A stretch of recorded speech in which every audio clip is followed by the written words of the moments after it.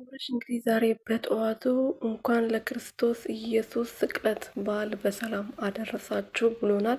እንኳን አብሮ አደረሰን። በዓሉ የሰላም የፍቅር የደስታ ያሰብንበት የሚሳካበት በዓል ይሆንልን።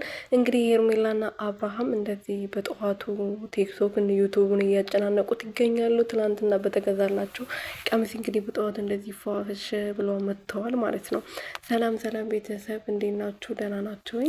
እኔ ያለው እግዚአብሔር ይመስገን። ያላችሁበት ሰላማችሁ ብዘት ትርፍርፍ ይበልልኝ። እንግዲህ ሄርሜላና አብርሃም እንኳን አደረሳችሁ ብሎናል። አሚን። እንኳን አብሮ አደረሰን አብርሽ ማለት ነው።